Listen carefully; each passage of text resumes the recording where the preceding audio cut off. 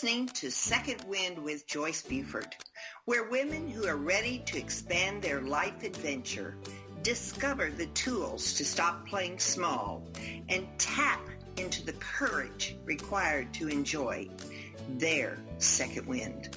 Welcome. Good morning. Welcome to Second Wind. It's a pleasure to have you here today because I want to tell you about this awesome view that I'm looking at. It's sunny and it's just absolutely beautiful here. About, I guess, almost a week ago, we had snow, which is not a common thing in Tyler, Texas, but it was beautiful to see it fall on Sunday afternoon. And then by Monday evening, it was gone. So that's a nice way to have it, isn't it? So you can see it, you can enjoy it. The children have the day to make their snowmen, and so it's a lot of fun, and then it's gone. That's the way I want snow. Well, one of the other things that I want to suggest to you at this time is the importance of making your vision for the upcoming year. What do you want this year to be? Now, we know we've all gone through extremely difficult year in 2020. And, you might hold back thinking, I can't do anything. I'm just paralyzed here. Yes, it has changed. And will it ever return? Maybe not 100% like it was before. But it will be very similar once we all have the vaccine and we're able to move more freely without suspicion, without thinking we could be exposing ourselves to COVID-19. So the vaccine, I think, will make our lives easier. But at the same time, we're also experiencing some frustration in just getting the vaccine. But I do think with the change of leadership, we're going to get more organized. We're going to get some positive things happening to address the COVID-19. And to all those families that are suffering of loss of family members and struggling with the financial weight that they have now, my heart goes out to you. And I know that there is an incoming, even though it's taking us a while to get there. But one of the things that I always like to start the new year, and when it was possible for us to gather publicly, I always had something called a vision board. A vision board workshop is where we're all gathered together, or I'm even doing a virtual or have done a virtual vision board workshop, where you think about what you want for the year coming up. So in 2021, you identify and connect with those wants that you'd really like to see happening, no matter how difficult they may be. For instance, you may feel like you need a new car, so you want a car, and you might put that on the vision board. Now, a vision board it's about a goals, the wants that you want for the year, as I said, but you will go to magazines or computer printouts and get pictures of those wants. So it could be you sitting in your new car if that was one of your wants. And you will put that picture on the board. The picture will help you connect with the emotion of having that. Actually, the excitement of sitting in the car and the excitement of driving it off the lot. All of that is important in being able to attract it to you and to keep your mind moving toward your goal. So next week on my podcast, I will be going in deeper explanation of the vision board and actually breaking it down for you. So, because I just think it's so important that you begin, if you have not done this before, that you seriously think about creating your vision board for next year so it can become a reality. And I'm really excited to be offering that next week. So, put it on your schedule or plan to review the virtual vision board that I will be talking about on the podcast next week. Now, let me tell you about our guest today, Natasha Sculpture. Now, she is an awesome lady. She is an author, poet, health coach, and a former aid worker. As an emergency spokesperson for the United Nations, Natasha covered humanitarian crisis around the world, including conflicts and natural disasters in Ethiopia, Haiti, Libya, and Pakistan. Before the UN, she worked as a writer, producer, and editor for a variety of organizations, including the BBC, CNN, Al Jari. Is that correct, Al Natasha? Jazeera. Oh Al boy, Jazeera. I messed that up, didn't I? And it must be in the English version. TED, and that is the TED Talks. Yes. Yes, awesome. And Natural Geographic and Connest publications. Now, I could go on and on and on because she's experienced so much of the broadcast world in different areas. So she's a really talented young lady. So she has experienced something that we don't normally think of, the thrill, and yet the call that makes her face fear and doubt and be in dangerous places.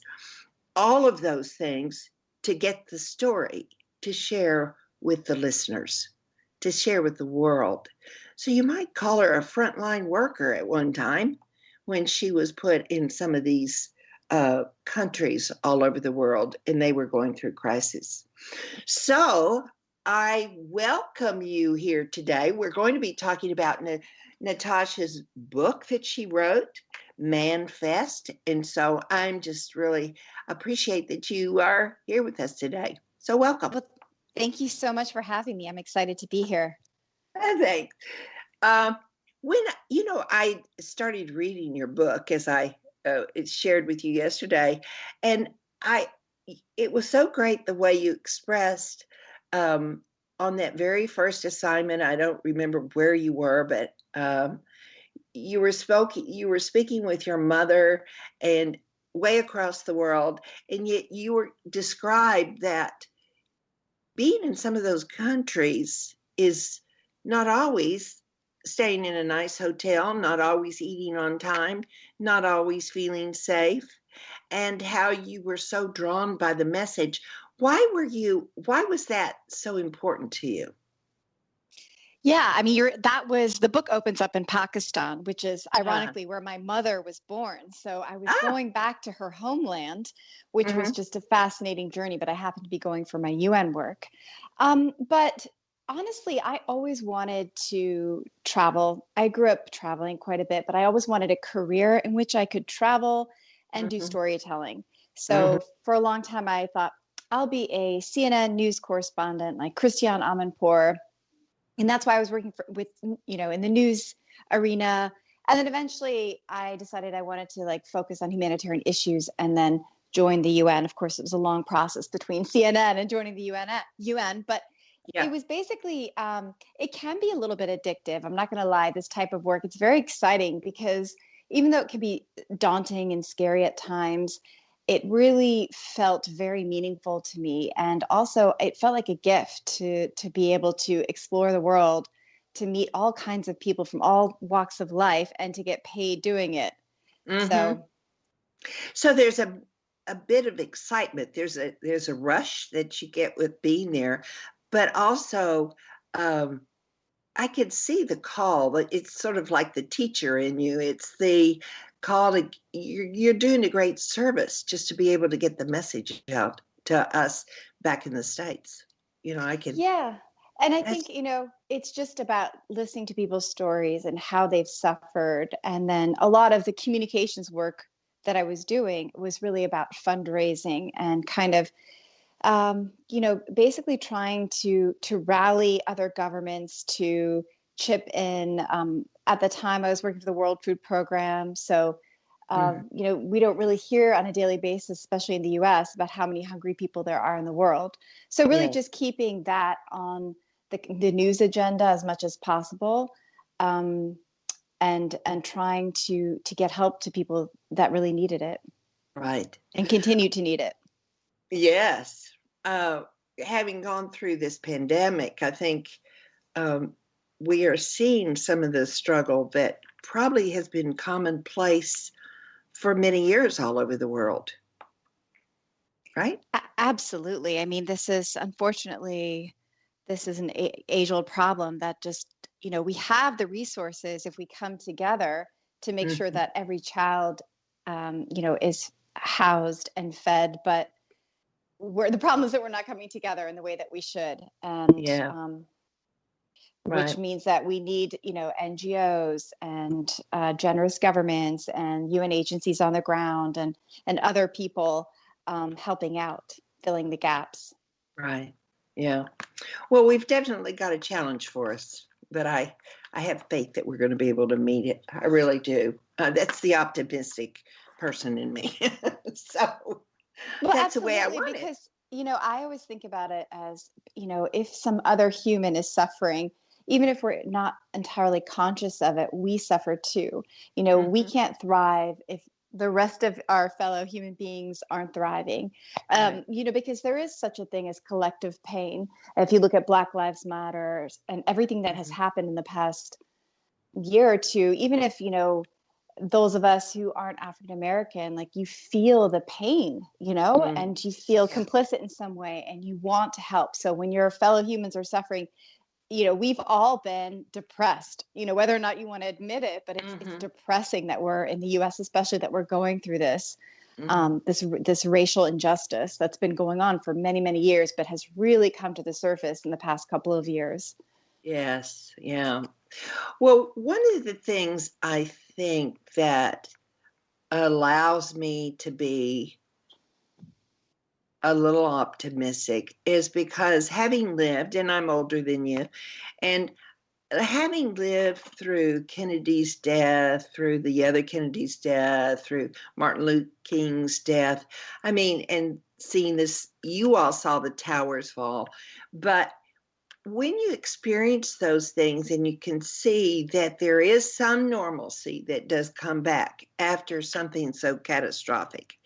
And I can remember at that time I was working for IBM and I would travel around Louisiana and Texas. And I can remember being in a hotel room in Monroe, Louisiana, because we always remember where we are when those horrible things happen. And just in disbelief watching it. And I mean, I couldn't believe that was the first time we'd ever had a president killed. So that's what I was referring to. But somehow we moved on. Even though there was a big void, we moved on. And I think that's probably some of the muscle that you get by living longer and experiencing more of this, what you think are life-changing. They are life-changing, but we adapt. We adapt. Yes, we adapt, and I agree. We are incredibly resilient. We are very, very resilient. But I see these tragedies as opportunities to like maximize our humanity, to really experience that grief. And even if you didn't know anybody, in 9/11 who died, just that grief, and then letting it open you up and get to the core of who we are and how we want to be and be seen and show up in this world. If we allow that change to happen, to transform us, because transformation is our nature, then only then can we kind of evolve as the human race. Right. Yeah. Well, I'm curious to know, how was it that you decided? Did you just get tired of the chase of the story, or was there something that caused you to change your direction? And I call these defining moments, and every one of us has a defining moment, which may not be life-changing, but we get several of them. There are moments that just say, I have to do something different. I have to adjust. I have to correct, whatever it is. So if you would, do you mind sharing what would have taken you away from that life, which we think is exciting and awesome, to turn into a different direction? Yeah, I'm happy to talk about it. And you're right, it was exciting. And I still feel so fortunate that I Yeah. had those opportunities. I think, it's exhausting to be on the Mm, road constantly. I think there was a year when I was living in like 5 different countries, just living out of a suitcase. And it's absolutely fine when you're single. But it does drain one, doing this kind of humanitarian work on like mm. Haiti, for example, being there right after the earthquake in 2010 and living in a tent and not showering for weeks and barely eating. I think I lost 15 pounds or so. Oh my And gosh. it was, yeah, I mean, it was just really intense work. And I actually have colleagues whove been in the field for way longer than me. Uh-huh. But part of it was really that I had hit my mid 30s, and I felt this pressure I wanted to have children and I wanted to meet somebody. And I felt like life on the road like that, I wasn't really Yeah. having any like relationships that I could actually sustain, because, you're traveling so much. And so they're just Right. kind of these fleeting romances, which are very fun and exciting, but after a while Hmm. you want something deeper. So that's one of the reasons that I decided to come back to the US. Also, my dad was suffering from some health problems, so I wanted to ground myself, and I went back to New York, and I was working at the UN headquarters there. And again, it's just a really busy life, and I think a lot of us experience this at some point in our lives. I think perhaps that happens in our 30s, but we just feel so frantic. And I know that Hmm. New York really has a reputation for being that way. Just there's so much going on, and then of course it's so expensive, so you have to work so hard to make ends meet, but you also want to like maximize all the opportunities in the city. And I just Hmm. felt like I had just been, I was so busy, and I and accomplishment oriented, and I already had like a really good resume, and I was dating and I couldn't meet anybody, and I was just, exhausted, and I was going on online dates and sometimes going out with one or two different men a night. And which Oh, is quite a common. You night? just Oh my you just meet gosh. them for a drink, and Yeah. then you're just like, no. And but it's fun, but it's also like I felt like I had lost myself in the search for love, and Yeah. also just in the frantic pace of life. So part of me going on this what I call a man fast, which really is I define as like a 9 month journey of self expansion. Um, I was because I wanted to slow down, and I wanted to take the time to really meet myself. I felt like I was part of this kind of collective trance, um, and that the trance that I was in was swallowing up like the existence of any meaningful inner life for me in New York. Even though if I went to like a yoga class, I still didn't feel like it was enough. And it could Right. have been the energy of the city or the time of my life. So I left New York, and I bought a one-way ticket to India, and I stayed in an ashram, and I did all sorts of things. And that's how my journey starts in the book. So if we saw the movie Eat, Pray, Love, we know what you went to because Well, she there stayed are in ashram. similarities. Yes, Yeah. yeah, there are similarities. I think one of the things that I did was I felt like I wasn't healthy anymore in New York, because, you're drinking dirty martinis, and, you're eating out all the time. So I just wanted to spend the first bit of time really kind of investing in my physical and Mm, mental well-being. So I mm, stayed in an Ayurvedic ashram, and I did a yes. cleanse, and I started to learn all about Ayurveda, and which is a 5,000-year-old ancient Indian system of healing, Yes. which so I don't know if you've heard of it, but that I Yeah. learned about that, and I started to eat better, and I started to drink, more water, and I cut out alcohol. So that was kind of the beginning of things. Let me just reset things and get my body balanced and kind of detoxified. So Right. it's slightly different from Eat, Pray, Love in that sense, but and also my mom is from India, so it was kind of going home and really doing some getting in touch with my roots and that kind of thing. Yeah, that would have been nice. Did you do some a personal journey while you were there by visiting her place, or was she there? Was she still there? Well, yes. No, my mom lives in the US now. She was a refugee from Pakistan. So she was born the year Okay. of the partition of India. So when she Mm. was very young, they all moved to India. So we have a home there. So I stayed in that home, and Oh, nice. yeah. So and I've been there before, but this was more of an extended period. Yeah. Um yes. Uh, so were you also practicing meditation, or did you bring that in with your transition there? Yeah, I feel like I had done meditation, but I didn't Hmm. have a steady practice. So that was Yeah. one of the things that I did during the man fast was like daily meditation, and just really being driven by this idea of living with deep awareness. So kind of stepping into this flow, not always chasing and trying and reaching, but just really staying in the present. And so, meditation, there's so many different interpretations, but really Yeah. it's just kind of being in stillness. So I Mhm. invited a lot of that into my life. And there's a term I like to use, that's Japanese, and it's called yutori. And it means, or roughly, I'm told, translates to spaciousness. And Mhm. so one of the things that I was seeking was spaciousness, like in my life, to just kind of Mhm. think and breathe and, just kind of deepen and not feel like I always had to be somewhere, but just kind of be in stillness. So part of, my man fast was really about that spaciousness. And Mhm. obviously, like when I left, not obviously, but my father had passed away, and I was also like dealing with a lot of grief, and I felt like Yeah. I couldn't cope with it in New York City. I needed just to go off and kind of have some quiet and Mm. some time alone. Yeah. I think it's we it's I see this when I'm doing the vision board and working with people, that I say, okay, dream what you want. What do you want in your life? And they go they're all thinking at surface level. Okay, I want to get married, but what does that mean to you? Questions like that need to be asked. And so at that time, were you also getting deeper into you? Um, Finding you really, what did that mean to slow down? What was that really? Or it sounded like you already knew you wanted to work on your diet and your exercise.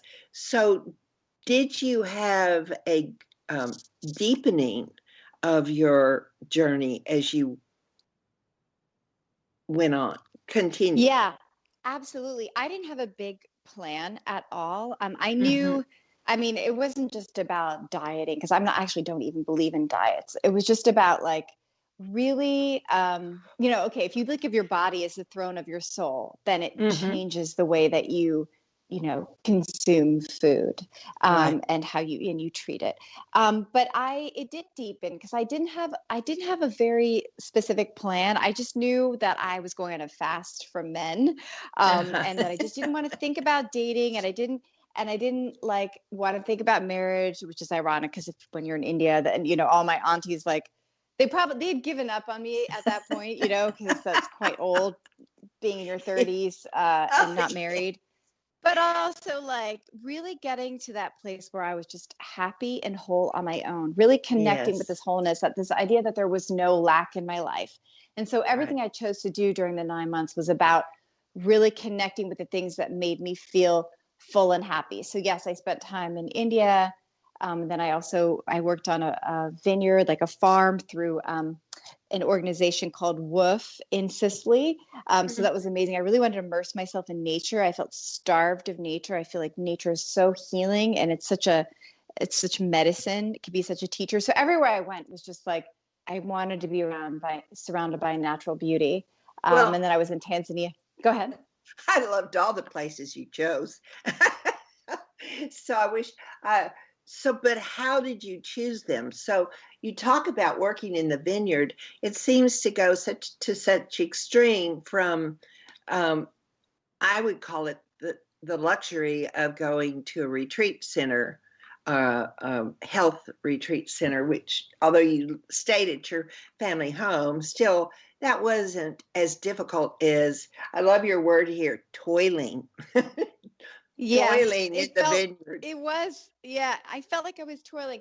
Well, the thing is that, yes, your dollar goes very far in India. So that I could do on a budget. I was also still working. I had a consultancy with the UN. So I was doing it, but on a very part-time basis, because they knew I was traveling. They knew I was working on a book. So I had some income. And then when I went to Sicily, I was actually going to, a friend of mine was hosting a retreat, Mm-hmm. and it was a Kundalini retreat. And Mm-hmm. so it was a yoga retreat that I went to, and I was just invited to go. So that also was like very within my budget. And then the woofing thing, working on the vineyard, that basically in exchange of, for toiling, for that physical labor, you get to stay for free in someone's home and they provide you with meals. So it's actually an incredible way to move around the world, especially when you're younger and if you don't have a family and you want to travel. So it really is. I mean, that's fascinating that you can actually, for those listeners out there, that when we can start traveling again, I mean, there are ways to see the world without having bucks. Big bucks. Absolutely. Yeah. And I wanted to get that across because I didn't have a lot of money saved, because for me, it's always been impossible to save money in New York City. Yes. So I had to think of ways where I could stretch my dollars, but also have the adventures that my soul was craving. And for those of you who don't know WWOOF, it's an acronym that's WWOOF, and it stands for Worldwide Opportunities on Organic Farms. So you could, and they're all over the world. Yeah. Awesome. Oh, that's great news to have for you adventurers out there. So you also finished up by going to Tanzania. That was your final stop. Yes, I guess, yes, that would have been my final stop, but I was actually sent there on a photography assignment. So like I said, I was still consulting with the UN so I was sent there to photograph and document, some children that were in this vaccination rollout program that we were funding. So I did that. And then after it was my birthday, and I decided to go treat myself to a safari, because when else am I going to be so close to like the opportunity to go on a safari? And it's funny because I always thought I'd go on a safari on my honeymoon. But then I was like, I'll never get married. So I decided to have a very small ceremony and marry myself. And it was more just this kind of it was symbolic, and I had these vows. And then I treated myself to a 3-day safari, because, by the way, most of you know, safaris are extremely expensive. Yes. And I did something called glamping, which is glamorous camping, but there was not a lot of glamour in it. But I stayed at these, in a big tent, but there were these crazy bugs. And I mean, it was definitely an adventure, but I also only took, I didn't fly, which is so much more expensive than I had a driver, and we drove the back roads. Okay, I have to stop because I got to go to break. But when we get back, I'd like to hear more about clamping. So we'll be back shortly. Okay. Motivational speaker and author Joyce Buford returns after this short break.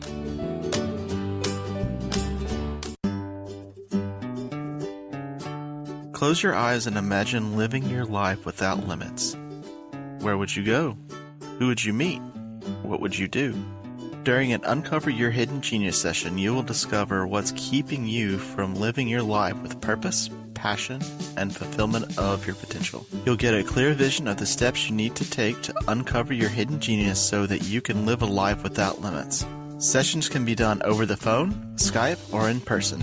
Find out more at www.joycebufordempowers.com or by calling 903-287-0747.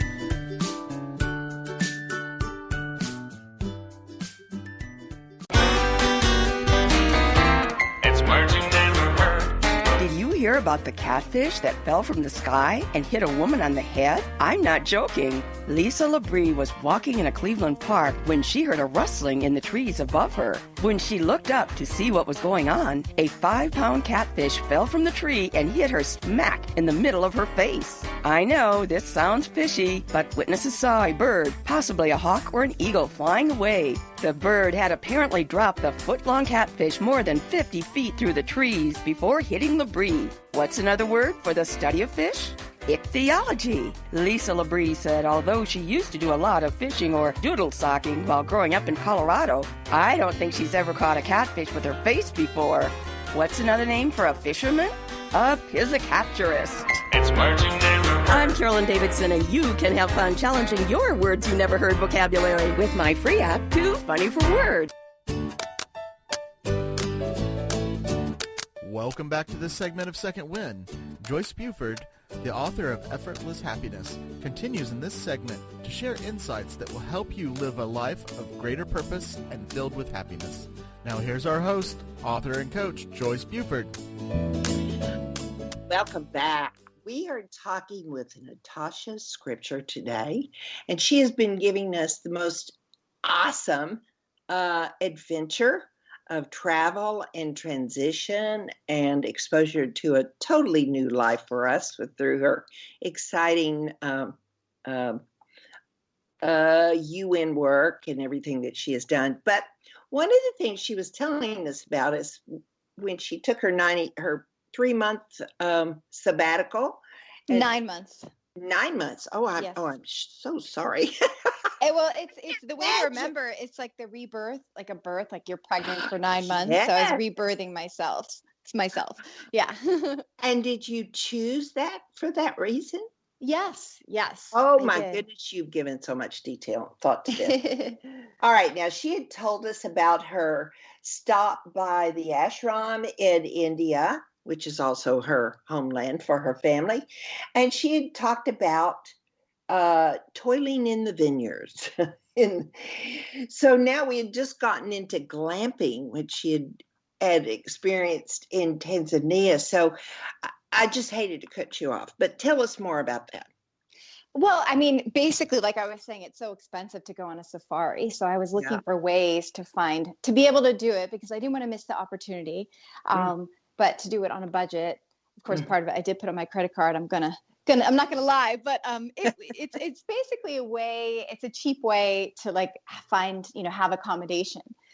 So, it's like you're sleeping in a big tent and there's, the animals aren't like right next to you, but you can kind of hear them in the distance, which can be a little spooky, but it's amazing at the same time. And, it was just, you're in a big tent, really. There's a bed, there is a bathroom. So unlike, regular camping where you maybe have to go outside or I don't know, there is a bathroom in the big tent. So, but there were also other things in the tent, like, really huge, like millipedes, like really big, weird bugs. I didn't sleep much. I'm not going to lie. You're right. Yeah. I'm not a big bug person. But it was fun. It was great.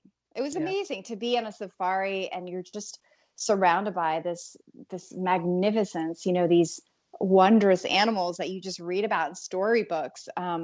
So it's just incredible. I think everyone should just save up and somehow find a way to go. Yes. Yeah. It's amazing to see some of those countries. Now, I want to go on and talk about, you learned a lot by your 9 months. You've actually had a very exciting life, and learning a lot going to other countries is a great way to learn. But one of the important things that you start with, or I think you learned, was that you are enough. We are enough. We are capable of doing so much. And but I'm kind of surprised you weren't aware of that because you'd done so much. But yeah, that's a good point. I think when I felt I wasn't enough, it wasn't that I wasn't enough professionally, because I did feel like I had achieved some small measure of success, but I think it's this ingrained culturally, like my mother being Indian. It was like everybody just, and this is not just Indian culture, many other cultures kind of put this pressure on their children to find a partner, get married, have children. And until you've ticked that box, you really haven't, right. Everyone's happy you have a career, yay, but you haven't really accomplished. Of course, things have changed and are changing, right? And mentalities are slowly changing. But I think that's where I was coming from, is that I always expected to meet somebody and like he would complete me. And obviously that was where I was wrong. Like, right. Expecting that, right. I learned so much in terms of just, I don't know, just realizing my own power. In so many ways, I felt what I was writing was divinely inspired. Like once you really stop, slow down, step off this crazy, roller coaster that we're often on, and we can like live the questions that are in our minds with abandon, then only then can we have that real self-realization, right? So one of Right. the things that I really, and it sounds cheesy, but it was like, I'm the one that I've been waiting for. So while I've been busy climbing up the professional ladder, Mm-hmm. checking all these boxes, I wasn't really tending to my soul. Right. Right. There's an amazing book called The Heroine's Journey by Maureen Murdoch. And it's Mhm. just about how women go through life and how sometimes we take on this masculine idea of what success is.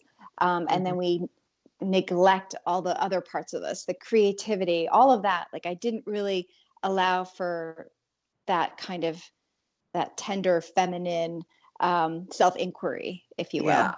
Yeah.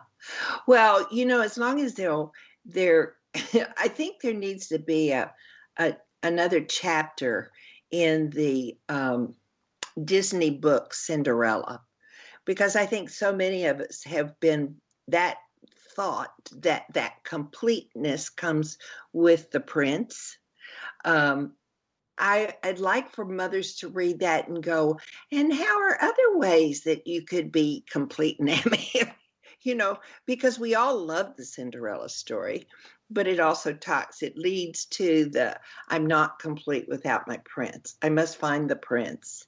You know, do you know what I'm talking about? Absolutely. And I'm like, I have a daughter now, and I'm like, okay, well, I read her those books? Probably not, because I think it unfortunately instills this idea that we need to be rescued by somebody outside of Yeah. ourselves. And Yes. so while that may happen, like you can be rescued, you'll never actually have that'll in some way catch up with you. Like you're Mhm. always going to have to do the deep work, right? Like Right. even if marry some wonderful rich prince when you're in your mid 20s, you're always going to life is going to throw something at you, and you're going to have to do the inner work, and that's not something anybody else can do for you. And then Right. when you do that inner work and then you transform, because that's our nature, you might not even be aligned with this prince anymore, right? So Got it. You got the yeah. ticket. Bought the ticket. Now you Yeah. say one of the topics I'm switching over is I love that you used is the gratitude leads to abundance. And I think we have so much to be grateful for in our lives. And I don't care, this does not always mean, and abundance doesn't always mean you have a bowl of money and sitting in front of you. I think there's lots of interpretations about what abundance is, and it's different for every one of us. But how does the gratitude work? Well, the gratitude is really, it's very simple. I have a daily gratitude practice, which is really just writing in my journal about like everything I'm grateful for. Like, even if it's just like my health, which, I Mm-hmm. think is the most important thing, especially when you look at Yes. the pandemic. It's like my child's health, my partner's health, my mother's health, so it's just like once you start and you're like, I'm grateful for this, then you realize there's so many things that you have, like a roof over my head, heat, just a lot of little things lead to a lot, right? And so I think mistakenly, and this is very common though, we tend to see what we don't have instead of what we do have. And it's just kind of flipping that over. And I do believe that the more you appreciate what you have, the more you open the floodgates for more. Now, if you're always going to project lack, like I don't have enough money, I don't have enough this, then you're just going to, it's that law of attraction idea, right? You're just going to keep getting more of the same, which is lack. So Mm. that's what, when I talk about that, that's what I mean. Like you need to recognize the abundance that's already in your life in order to bring more abundance in. Yes, yes. Um, I studied with Jack Canfield for 4 or 5 years, and he always, one of his practices every day was to just write 3 things that you were grateful for. And don't use the same ones all the time. You can't just keep repeating the same 3, but it's being aware of the simple things that you walk by in your yard. I mean, I'm in Texas, so we have yards. Um, walking in the grass. I mean, simple, simple, simple things can really be gratitude, expressing gratitude. I know you as a mother, she is a cute little girl, and the little girl's name is Lila, right? Layla, yes. Layla, excuse me. Um, and so I heard her yesterday. We had a brief little conversation, and and then it just, it just charges all my mother, the mother in me. So, I mean, you certainly have that grateful. I mean, every day you could just be grateful for what Lila does new this day. So absolutely. Yeah. And I got and it's interesting because I thought I really wanted a baby and I didn't have a man to have a baby with. And then I was thinking about doing a sperm donor. And it was like this whole roller coaster of emotions because I was like, well, but what about the baby knowing her father? And I never actually, I just was paralyzed. And when I started doing my man fast, I kind of let go of all that anxiety. I was like surrendering. I was like, this is my path. And what will be, just set the intention. Yes, I do want to be a mother. I don't know how it's going to happen, but I don't want to reach for it, grasp for it in a desperate way. And so, yeah, a lot of it that year was about, like you mentioned, the reverence of just this world that we live in and these wonderful beings that come into our lives. And even beings that like have been not so nice to us, those are our teachers, right? Like, oh yes. And the other thing I want to mention, because we were talking about abundance, some people listening might be like, well, I've had cancer, I've had, people have been through some real hardships, and I'm not, I don't want to diminish those in any ways. I actually think that makes you more, when you recover, when you come out of that darkness, more likely to see the abundance of your health and everything. But also, like, I think that we have to treat those challenges like sickness or heartache or grief over losing someone. Like when I talk about losing my dad at, I feel, a young age, that's spiritual compost, right? That's fertilizer for ourselves, for our personal growth. I mean, that's what happens. That's why often people do change in a really big way after they've been through something like that. So that's when I was telling you about how I see grief as a gift. I think it breaks us down to our core, opens us up in a way that we haven't been opened up before. I mean, it's the only way to see it, right? Yes. I love the way you described it. Spiritual compost. Breaks us down to our spirit. I love that. I haven't heard that before. I probably stole it from someone else, but I remember hearing it and being like, that sounds great. But, and also like this idea that we have to have these perfect lives. No, we don't. Because I think one of the other things that I really want to share is that I accept my darkness, my dark parts. We all have, grief. We all have shame. We all have shame. That's for sure. Yes. And, we don't need to act like everything is light and perfect. And we don't have to be the same way every day. We just have to do our best every day. And, I love this concept of, it's a Japanese concept again called wabi-sabi. And it's like this idea that there is beauty in imperfection. So I often think about it because there were things physically like I'd want to change about myself, but I'm like, well, they're beautiful because they're different. They're unique. It's just like embracing the fact that we shouldn't really want to be perfect. And I've dated people who are like kind of almost perfect and they're so freaking boring. So I like someone with, the flaws actually can be endearing. They're so human. Yeah. A lot of people have ADD. Okay. And it's like, I have it. My daughter has it. I mean, and it's not really something to focus on as a, making me feel less than. And I think everybody has something. We all have something. Anger, a little quick to anger, a little gossipy mouth, whatever it is. But these are just things that we must use in our lives, to not use them as excuses, but to use them as growth tools. So I've got this little reading problem. So now I have to exercise or do something for focus or whatever. I'm not saying if you're under medication, throw it away. But I do think we need to stop looking at it as I'm less than because of this. Right? Yeah, I totally agree. And I think a lot of that, you mentioned ADD, it's like, well, we probably all have that to a certain extent now with like the internet and social media.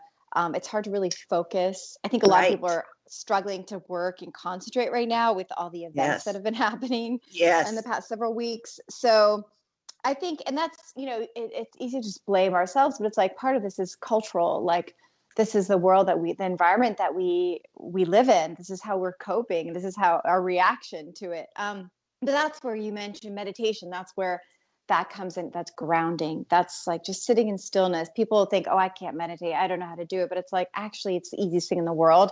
And I think we've overcomplicated it. Yes. And people then, use that as an excuse to not do it. In my view. Yeah. It's like brushing your teeth. It's just like clean the slate. You're not going to not brush your teeth every day. So it's like clear your thoughts, clear your head, start fresh, start new. There's always an opportunity to reset. That's the other thing. It's like, well, I've already done terrible things, or I've already made so many mistakes. It's like, actually, every day it really is an opportunity to, when I talk about, self-help or self-work, I mean, it's actually daily work. Yes, I did this 9-month sabbatical, but it's like, no, I still need to keep up with it because, it's you can't just become enlightened and then stay enlightened, or, whatever, however you define enlightened as, which I felt like I really touched on something while I was during this journey. But it's like now when things are so busy and being a new mom, it's like, okay, I need to really focus and be still with myself and stay connected to myself. Right. It's so important. Oh, it is. It is. And I'm always constantly surprised that we're never quite finished with growth. Yeah. I mean, there's always something else that we can do, that we like to get over, that we like to get past. In other words, we accept it more. And I just thought all adults knew what they were doing. And I'm so disappointed, as I am an adult. And sometimes I go, oh, I need more work in this area. It's just who we are as humans. I wanted to go on and talk a little bit about your book, because why you felt it was necessary to read. And you have some wonderful quotes in there that you used to, I'm thinking it's more about changing your thinking that you sent me, the Natasha quotes. But talk a little bit about your book, why you felt like you needed to write this. Yeah. The vows that I sent you. Well, I think it's, like I mentioned, it was, I felt like I lost myself, not only in the search for love, like the one, quote unquote, when I was dating, lost myself in this idea that I wouldn't be complete until I met this said person. Yes. So I really felt like I needed that time for self-exploration. I needed that spaciousness I mentioned. I was kind of exasperated, and I was like, I want to commit with someone, but then how committed am I to myself? Right. So in a way I got lost, and then I found myself. And I think sometimes you have to do that. I like to liken the fast to, a lot of religions mandate fasting as a way of personal spiritual revival. So once you get rid of something that's causing so much angst, like, for me, it was like focusing on romance, then only then can you really kind of ground yourself and have clarity. Right. So I really wanted to give myself indulge myself and all of that. So really it was clearing away negativity and all these preconceived notions about who I had to be in this world and why. And then it was an awakening in so many ways, because it was like a period of self-inquiry, of reflection. I was grieving over a breakup. I was grieving over the loss of my father, but I was also like kind of taking the time to really process what I'd seen in the world. Like when you're going from humanitarian crisis to humanitarian crisis, there's no time to really deal with them. Right. You're just working. So I had seen a lot of death and suffering, and I just felt like I needed time to process that and grieve that. So that's what the book is about. So many different things, but, and it's really it's the process of healing. How do we heal ourselves from grieving? Because it's not really a linear process. It's very individual, and everybody, adapts and kind of heeds the call differently. For me, I really needed to go away but you don't necessarily have to go, 5,000, 10,000 miles away. Yes. So the title, Man Fast, is about, why did you choose that title? It wasn't because it's not all about the man, but it is the acceptance that you don't have to have a man, or you don't need another person to be complete. Is that it?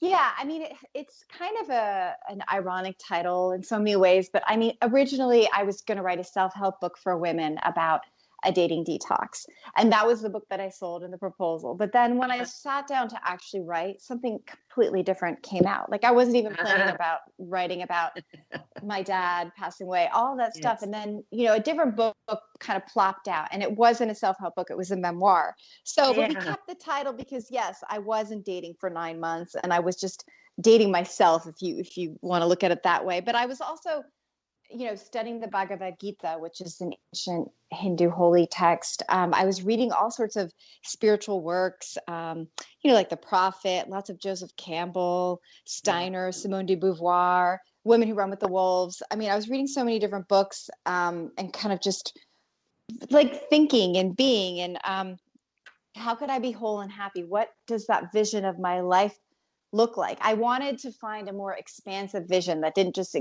wasn't just like me and some guy, you know what I mean? Like, come on, our lives are so much bigger than that, Yes.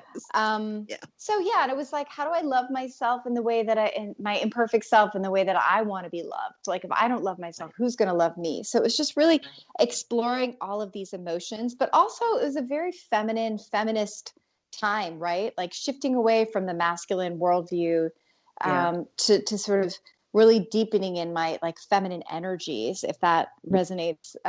That's kind of how I often think about it. Like, I feel like we have these feminine superpowers that we don't really utilize, or we're not really conscious of it because we live in a patriarchal world. And in so many parts of the world, including in the US, women are treated and seen as second-class citizens. I mean, this is throughout human history. So, during this time, I provide examples of how wrong that is, right? And how we cannot absorb this anymore. Now, in the book, you talk about the vows.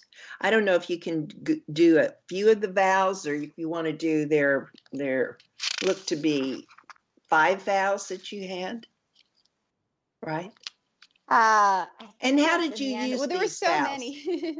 Oh, there's so many. Well, they were just reminders, really, like to guide me. Why? How did I get so lost? Right? Let me stay the course, no matter what happens, because as we all know, nothing is constant. Nothing. We can't count on anything staying the same. So it's like, I don't want to lose this idea that I am strong and happy and whole on my own. Right? I don't want to stop feeling gratitude for all the things that I have in my life. So it's kind of these radical, honest ways of like almost affirmations, right? So I really am a big believer in affirmations. Write these things. I am strong. I am, whatever resonates with you.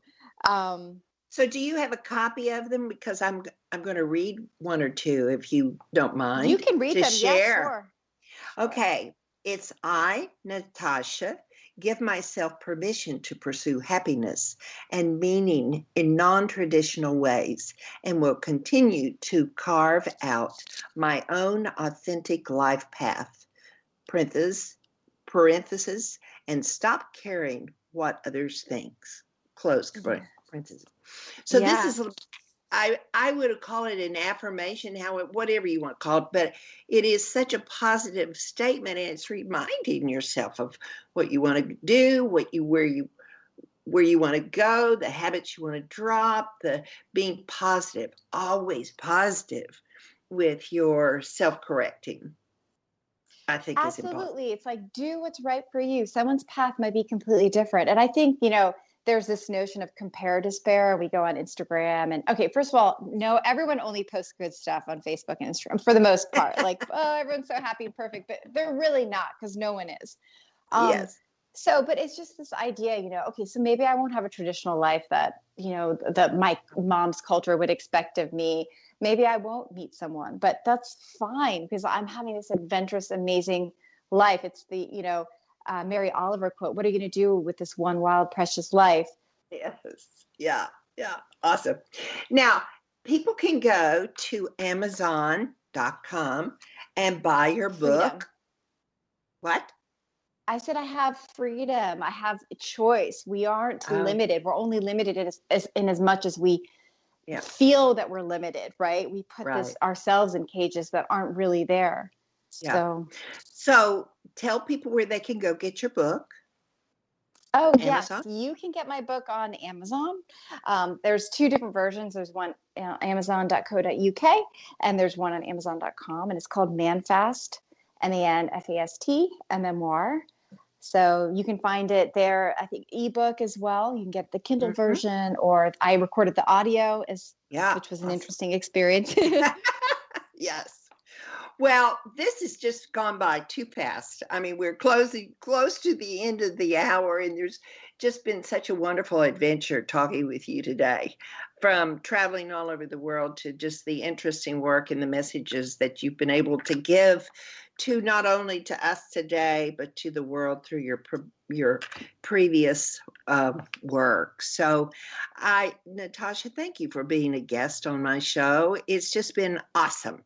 Thank you so much. I've loved our conversation, and I really appreciate you having me on your show. A pleasure. And I love the Natasha New Mother image of you too. Thank you. I know that's a great adventure. So anyway, we are closing this hour on a definitely high note. There's so much that you could reap from buying Natasha's book, Manfest. And so I hope next week that you will join me for the Vision Board workshop that will give you resources to get some of the materials and get you started with your vision board. So thank you today for being here. Take this good information that you've got, pick out one thing, maybe do your own vows this week, but be sure you do something that will add to your life. Have a great day and a great Buford returns next week at the same time for another edition of Second Wind. Through the Joyce Buford Empowerment System, women are receiving the support they need through their transitions and are able to reclaim their true purpose with confidence. They receive the tools they need to map out new lives. You can find out more about her coaching services at JoyceBufordEmpowers.com.